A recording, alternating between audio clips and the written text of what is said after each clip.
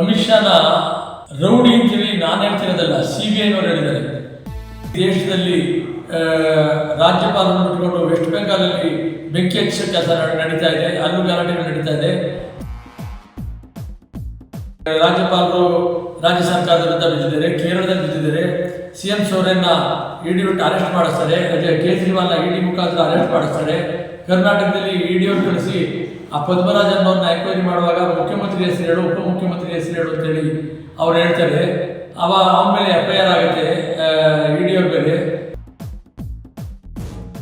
ಪ್ರಜಾಪ್ರಭುತ್ವ ಸಾವನ ಅಂಚಿಗೆ ಬಂದಿದೆ. ಸಿದ್ದರಾಮಯ್ಯನವರಿಗೆ ಆಂಟಿ ಕರಪ್ಷನ್ ಆ್ಯಕ್ಟ್ ಯಾವ ಥರದಲ್ಲೂ ಕೂಡ ಅಟ್ರಾಕ್ಟ್ ಆಗೋದಿಲ್ಲ. ಇವರು ಯಾವುದೇ ರೀತಿಯ ಭ್ರಷ್ಟಾಚಾರದ ಸಪೋರ್ಟ್ ಮಾಡಿಲ್ಲ, ಭ್ರಷ್ಟಾಚಾರಕ್ಕೆ ಕುಮ್ಮಕ್ಕು ಕೊಟ್ಟಿಲ್ಲ, ಅಥವಾ ಯಾವುದೇ ರೀತಿಯ ರೆಕಮೆಂಡ್ ಮಾಡಿಲ್ಲ. ಇವರ ಪಾತ್ರ ಅದರಲ್ಲಿ ಏನೇನೂ ಇಲ್ಲ.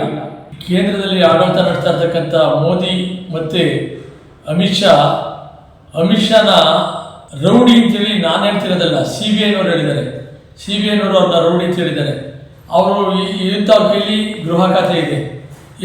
ಮೋದಿ ಹಿನ್ನೆಲೆ ಗುಜರಾತ್ನಲ್ಲಿ ನಡೆದದ್ದನ್ನು ನೋಡಿದಾಗ ಏನು ಅಂತ ಅದು ಅರ್ಥ ಆಗುತ್ತೆ.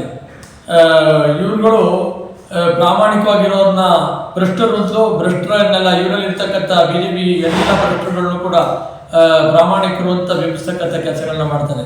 ಈಗಾಗಲೇ ಇಡೀ ದೇಶದಲ್ಲಿ ರಾಜ್ಯಪಾಲರನ್ನು ಬಿಟ್ಟುಕೊಂಡು ವೆಸ್ಟ್ ಬೆಂಗಾಲಲ್ಲಿ ಬೆಂಕಿ ಹಚ್ಚ ಕೆಲಸ ನಡೀತಾ ಇದೆ, ಅಲ್ಲೂ ಗಲಾಟೆಗಳು ನಡೀತಾ ಇದೆ. ತಮಿಳುನಾಡಲ್ಲಿ ರಾಜ್ಯಪಾಲರು ರಾಜ್ಯ ಸರ್ಕಾರದ ವಿರುದ್ಧ ಬಿದ್ದಿದ್ದಾರೆ, ಕೇರಳದಲ್ಲಿ ಬಿದ್ದಿದ್ದಾರೆ. ಸಿಎಂ ಸೋರೆನ್ನ ಇಡಿ ಬಿಟ್ಟು ಅರೆಸ್ಟ್ ಮಾಡಿಸ್ತಾರೆ, ಕೇಜ್ರಿವಾಲ್ನ ಇಡಿ ಮುಖಾಂತರ ಅರೆಸ್ಟ್ ಮಾಡಿಸ್ತಾರೆ. ಕರ್ನಾಟಕದಲ್ಲಿ ಇಡಿಯವ್ರು ಕಳಿಸಿ ಆ ಪದ್ಮರಾಜನ್ ಅವ್ರನ್ನ ಎಂಕ್ವೈರಿ ಮಾಡುವಾಗ ಮುಖ್ಯಮಂತ್ರಿ ಹೆಸರು ಹೇಳು, ಉಪಮುಖ್ಯಮಂತ್ರಿ ಹೆಸರು ಹೇಳು ಅಂತೇಳಿ ಅವ್ರು ಹೇಳ್ತಾರೆ. ಅವನ ಮೇಲೆ FIR ಆಗುತ್ತೆ ಇಡಿಯವ್ರ ಮೇಲೆ. ಇವ್ರು ಈ ಥರ ಏನಾದರೂ ಕುತಂತ್ರ ಮಾಡಿ ರಾಜ್ಯ ಸರ್ಕಾರ ತೆಗಿಬೇಕು ಅನ್ನೋ ಸಂಚು ನಡೆಸ್ತಾ ಇದ್ದಾರೆ. ಹಿಂದೆ ಎಲ್ಲ ಆಪರೇಷನ್ ಕಮಲದ ಮುಖಾಂತರ MLAಗಳನ್ನ ಕೊಟ್ಕೊಂಡು ಮಧ್ಯಪ್ರದೇಶದ ಸರ್ಕಾರ, ಮಹಾರಾಷ್ಟ್ರದ ಸರ್ಕಾರ, ಈ ಥರ ಅನೇಕ ಸರ್ಕಾರ, ಗೋವಾ ಸರ್ಕಾರಗಳನ್ನೆಲ್ಲ ಹೊರಡಿಸೋ ಕೆಲಸಗಳನ್ನ ಮಾಡಿದರು. ಈಗ ಈ ಥರ ಹೊರಟಿದ್ದಾರೆ. ಇವ್ರುಗಳು ಇಡೀ ದೇಶದಲ್ಲಿ ಈ ಥರದ ಕೆಲಸಗಳನ್ನ ನಿರಂತರವಾಗಿ ಮಾಡ್ತಾ ಇದ್ದಾರೆ. ಈ ಇಡೀ ರಾಜ್ಯದ ಜನ ದಂಗೆ ಹೇಳ್ತಾರೆ. ಬಾಂಗ್ಲಾದೇಶದಲ್ಲಿ ಏನಾಯಿತು ಅದೇ ಪರಿಸ್ಥಿತಿ ಇಡೀ ದೇಶದಲ್ಲಿ ಇವ್ರು ಮಾಡ್ತಾ ಇರೋ ಕಥೆಯಿಂದ ಇಡೀ ದೇಶ ಇವ್ರ ವಿರುದ್ಧ ತಿರುಗಿಬಿಡ್ತಕ್ಕಂಥ ದಿನ ದೂರ ಇಲ್ಲ. ಪ್ರಜಾಪ್ರಭುತ್ವ ಸಾವನ ಅಂಚಿಗೆ ಬಂದಿದೆ. ಮತ್ತು ಇವ್ರು ಮಾಡ್ತಿರ್ತಕ್ಕಂಥ ಅನ್ಯಾಯ ಅಕ್ರಮಗಳು ಅಸಾಧ್ಯ ಅನಿಸಿದೆ. ಗೋಮುಖ ವ್ಯಾಘ್ರಗಳ ರೀತಿಯಲ್ಲಿ ಮೇಲೆ ಒಳ್ಳೆಯವರು ತೋರಿಸ್ಕೊಂಡು ಬೇರೆ ಯಾವುದೇ ಸರ್ಕಾರ ಆಡಳಿತ ನಡೆಸೋದಕ್ಕೆ ಬಿಡಿದಂಥ ಕುತಂತ್ರಗಳನ್ನ ಅವ್ರು ನಡೆಸ್ತಾ ಇರ್ತಕ್ಕಂಥದ್ದು ಈ ರಾಜ್ಯಪಾಲರು ಮಾಡ್ತಾ ಇರ್ತಕ್ಕಂಥ ಕೆಲಸ. ಅದರಲ್ಲಿ ಪ್ರಾಸಿಕ್ಯೂಷನ್ ಪರ್ಮಿಷನ್ ಅಲ್ಲ, ಅದನ್ನು ಎಂಕ್ವೈರಿ ಪರ್ಮಿಷನ್ ಕೊಡಬೇಕಾಯಿತು.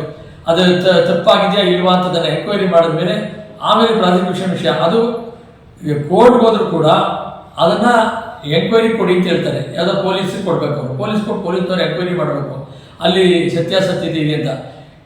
ಈ ಕೇಸ್ನಲ್ಲಿ ಸಿದ್ದರಾಮಯ್ಯನವರಿಗೆ ಆಂಟಿ ಕರಪ್ಷನ್ ಆ್ಯಕ್ಟ್ ಯಾವ ಥರದಲ್ಲೂ ಕೂಡ ಅಟ್ರಾಕ್ಟ್ ಆಗೋದಿಲ್ಲ. ಇವರು ಯಾವುದೇ ರೀತಿಯ ಭ್ರಷ್ಟಾಚಾರದ ಸಪೋರ್ಟ್ ಮಾಡಿಲ್ಲ, ಭ್ರಷ್ಟಾಚಾರಕ್ಕೆ ಕುಮ್ಮಕ್ಕು ಕೊಟ್ಟಿಲ್ಲ, ಅಥವಾ ಯಾವುದೇ ರೀತಿಯ ರೆಕಮೆಂಡ್ ಮಾಡಿಲ್ಲ. ಇವರ ಪಾತ್ರ ಅದರಲ್ಲಿ ಏನೇನೂ ಇಲ್ಲ. ಅದೆಲ್ಲೂ ಕೂಡ ಸಾಬೀತು ಮಾಡೋಕ್ಕಾಗಲ್ಲ. ಅದರಿಂದ 100ಕ್ಕೆ 100% ಅಲ್ಲಿ ಯಾವುದೇ ಅನ್ಯಾಯ ಕ್ರಮಗಳು ನಡೆದಿಲ್ಲ. ಆದರೂ ಕೂಡ ಇವರು ಸುಮ್ಮನೆ ಗುಲ್ಲಬ್ಸಿ ಕುತಂತ್ರಗಳನ್ನು ಮಾಡತಕ್ಕಂಥ ಕೆಲಸಗಳನ್ನ ಮಾಡ್ತಾ ಇದ್ದಾರೆ. ಜನತೆ ನಿಮಗೆ ಮುಂದೆಲ್ಲ ಒಂದಿನ ಬುದ್ಧಿ ಕಲಿಸ್ತಕ್ಕಂಥ ಕೆಲಸಗಳನ್ನ ಮಾಡ್ತಾರೆ.